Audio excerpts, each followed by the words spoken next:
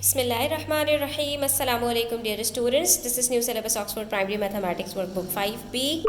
और आज की वीडियो में हम पेज 150 पर एंड ऑफ ईयर रिवीजन के कुछ क्वेश्चन सॉल्व करेंगे। तो वीडियो एंड तक ज़रूर देखिएगा। अच्छी लगे तो लाइक कीजिएगा, कमेंट कीजिएगा, और कोई बात समझ में ना आए तो कमेंट सेक्शन में आप पूछ सकते हैं, और अच्छी लगी वीडियो तो अपने फ्रेंड्स के साथ शेयर कीजिएगा।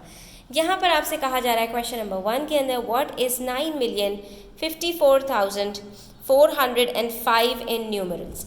जब भी बात मिलियन की आए बच्चों, तो आप सबसे पहले ये देख लो कि मिलियन के अंदर कितने डिजिट्स होते हैं। यूनिट, 10, 100, और उसके बाद फिर है हमारे पास 1000, 10,000, 100,000। 100,000 के बाद हमारे पास जो डिजिट आता है वो मिलियन का आता है। यानी मिलियन के अंदर हमारे पास टोटल कितने डिजिट्स होते हैं? 1, 2, 3, 4, 5, 6, 7। हम यहाँ पर देख सकते हैं हमारे पास सब में 7 डिजिट्स ही मौजूद हैं सारे ऑप्शंस के अंदर। अब पहला डिजिट जो हमारे पास आएगा मिलियन के अंदर वो क्या है? 9 मिलियन। ठीक है, उसके बाद फिर हम देखेंगे 100,000, 10,000 और 1000 के अंदर हमारे पास क्या है। तो यहाँ पर इन्होंने हमें बताया 54,000, सिर्फ 54,000 है। 100,000 के अंदर कुछ नहीं है, तो उसकी जगह पर 0 लगा दिया, और 50 को हमने टेंस में डाला और 1000 की जगह पर 4 लिख दिया, तो ये बन गया 9054। उसके बाद है 400, 4 को 100 में लिख दिया। 5 इन न्यूमरल्स, और 5 हमारे पास कहाँ पर है? हमारे पास आखिर में 5 यूनिट्स में है, टेंस में भी हमारे पास कुछ नहीं है। तो ये डिजिट हमारा बन रहा है 9054405। अब आप इसके अंदर देख सकते हैं कौन से ऑप्शन के अंदर आपको ये नज़र आ रहा है? 9054405 फर्स्ट ऑप्शन हमारा करेक्ट है। ठीक है, इस तरह से हमने इसको हमेशा सॉल्व करना होता है कि आप सबसे पहले इसकी जो प्लेसेस हैं वो लिख लीजिए, और उसके बाद फिर अपने डिजिट्स को उसमें इंसर्ट कर दें। इसी तरह क्वेश्चन नंबर 2 है, 45 participants signed up for a walk. 45 participants हैं total, 27 of them are females, जिसमें से 27 फीमेल्स हैं। What was the ratio of the number of females to the number of males? पहली बात तो ये कि अगर हमारे पास 27 फीमेल्स हैं तो मेल्स कितने होंगे। यहाँ पर आप इसको माइनस करके देख लीजिए, आपको पता चल जाएगा कि आपके पास यहाँ पर फीमेल्स सिर्फ 18 हैं। 18 मेल्स हैं और 27 फीमेल्स हैं। तो आपका जो रेशो बनेगा बच्चों वो किस तरह से बनेगा? 27:18। ठीक है, अब इसको हम ज़रा सिंप्लीफाई कर लेते हैं। 27/18 को ज़रा सिंप्लीफाई कीजिए, तो दोनों किसके टेबल में आते हैं? 9 के टेबल में आते हैं। 9 2s are 18, 9 3s are 27। तो ये हमारा रेशो क्या बनेगा? 3:2 का। ये आपने हमेशा इसी तरह से सॉल्व करना है। ठीक है, पहले टोटल क्वांटिटी लिखी, फिर उसको हमने फ्रैक्शन की सूरत में सिंप्लीफाई किया, तो हमारे पास 3:2 आ गया। हमारे पास जो ऑप्शन नंबर 3 है that is correct. Question number 3 है हमारे पास, find the value of 2k + 5 when k = 4। यहाँ पर आपको एक वेरिएबल दिया हुआ है, आपको सिंपली क्या करना है? k की जगह पर 4 को लिख देना है, और वो 2 के साथ मल्टीप्लाई हो रहा है, तो आप यहाँ पर इसको मल्टीप्लाई करेंगे और फिर प्लस कर देंगे। तो ये बिल्कुल आपने ऐसे ही सॉल्व करना है जैसे कि आप अपने जो 4 ऑपरेशन है उसको सॉल्व करते हैं। 2 4s are 8, 8 + 5 आंसर इज 13। तो आपके पास वैल्यू क्या निकलेगी 2k + 5 की?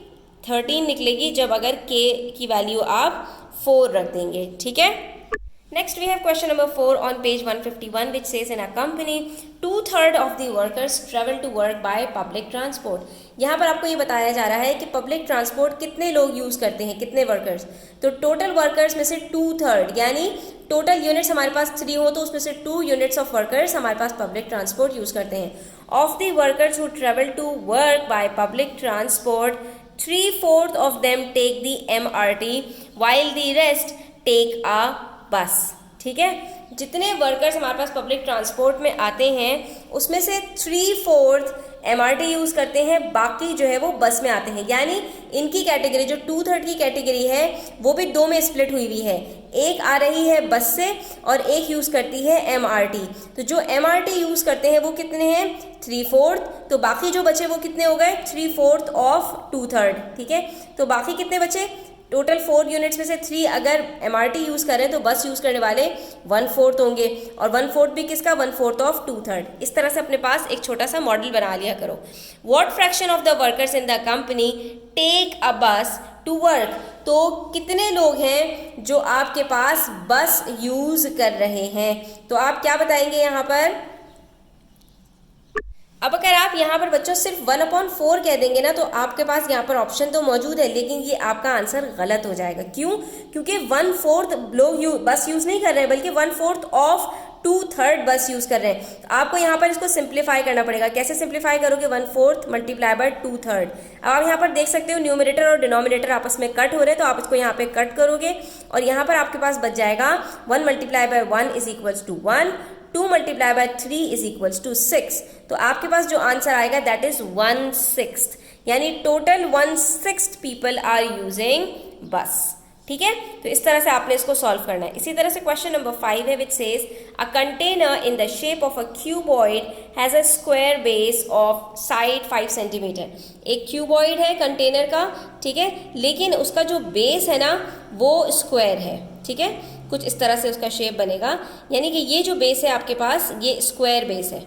ठीक है, और इसके अंदर 5 सेंटीमीटर की साइड है, यानी कि ये जो चारों साइड्स हैं इसके नीचे की वो 5 सेंटीमीटर्स की हैं। And a height of 6 centimetre, और ये जो हाइट है इसकी वो कितनी है? वो 6 सेंटीमीटर है। और ऊपर भी स्क्वायर बेस है, डेफिनेटली जाहिर सी बात है, तो उसके भी चारों साइड्स कितने होंगे? 5 सेंटीमीटर्स के होंगे। What is the capacity of the container?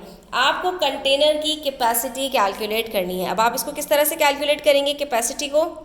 तो कैपेसिटी सिंपल वॉल्यूम को कहते हैं बच्चों, और वॉल्यूम कैसे कैलकुलेट करते हैं आपको पता है। जो बेस होती है उसके अंदर लेंथ मल्टीप्लाई बाय ब्रेथ करते हैं और उसको हाइट से मल्टीप्लाई कर देते हैं। तो लेंथ और ब्रेथ आपके पास 5 सेंटीमीटर्स है, 5 5 25, और हाइट आपके पास 6 है। तो 25 को जब आप 6 से मल्टीप्लाई करोगे तो आपके पास आंसर आ जाएगा 150 सेंटीमीटर क्यूब। बहुत ही सिंपल सा क्वेश्चन था, इसमें कोई लंबी चौड़ी बात नहीं है। ठीक है, इसके बाद हमारे पास क्वेश्चन नंबर 6 है, which says mister tan bought a pair of shoes for $145.9 and a tennis racket for $190.5. He gave the cashier $400. How much change did he receive? Simple है, इन दोनों को यहाँ पर आप ऐड कर लीजिए, आपको पता चल जाएगा कि टोटल उनको कितने पैसे देने थे। ठीक है, तो जब हमने यहाँ पर इसको ऐड किया तो हमारे पास यहाँ पर आंसर आ रहा है $236.4, और उसने दिए कितने पैसे? 400।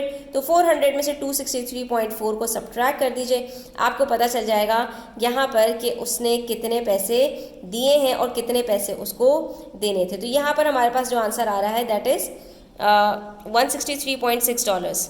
सॉरी, ये हमारे पास 336.4 था, तो यहाँ पर हमारे पास सिर्फ आ रहा है $63.6, यानी कि कैशियर उसको इतने पैसे वापस करेगा। ये तो आपके डेली रूटीन के अंदर चीज़ें चलती रहती हैं, इसलिए कोई मुश्किल बात इसमें नहीं है, सिर्फ प्लस माइनस आपको ठीक से देख के करना है। उसके बाद क्वेश्चन नंबर 7 है, Sam scored an average of 64 marks for his English, mathematics and science papers. 3 papers का एवरेज हमें निकाल कर दे दिया। When he included his marks for his mother tongue paper यानी Urdu, his average mark became 58। जब उसने उर्दू के मार्क्स अपने कैलकुलेट किए तो उसका एवरेज 58 हो गया। What was his score for mother tongue? तो उर्दू के अंदर उसने एक्चुअली कितने मार्क्स गेन किए होंगे? सिंपल है, आप 64 को सबसे पहले 3 से मल्टीप्लाई करो। ठीक है, सॉरी 3 से डिवाइड करो। जब आप इसको मल्टीप्लाई करेंगे तो आपको पता चल जाएगा कि इन तीनों पेपर के इसका टोटल मार्क्स कितने बन रहे थे, तो वो हमारे पास 192 आ गया। फिर हमने कहा एक और पेपर को ऐड करो, यानी अब 4 पेपर्स हैं और उसका जो एवरेज बन रहा है वो 58 बन रहा है, तो 58 को 4 से मल्टीप्लाई कर दो, तो 4 पेपर्स का जो टोटल है वो भी पता चल जाएगा आपको। ये 3 पेपर्स का टोटल आ गया, ये 4 पेपर्स का टोटल आ गया। जो इन दोनों का डिफरेंस होगा, यानी जब आप इसको सब्ट्रैक्ट करेंगे तो आपको पता चल जाएगा कि इसने मदर टंग के अंदर कितने मार्क्स उठाए हैं। सिंपल है, ठीक है। तो इससे हमें पता चल रहा है कि उसने अपने मदर टंग के पेपर के अंदर सिर्फ 40 मार्क्स लिए, तभी उसका जो एवरेज था वो ख़राब हो गया। यहाँ पर हमारा क्वेश्चन नंबर 7 भी कंप्लीट होता है, पेज नंबर 150 और 151। तो स्टूडेंट्स, आई होप कि आपको ये क्लियर हुआ। कोई स्टिल कोई क्वेश्चन हो, क्वेरीज हो, कमेंट सेक्शन में आप पूछ सकते हैं। Thanks for watching the video till the end. Take care. अल्लाह हाफिज़। Please do subscribe to my channel.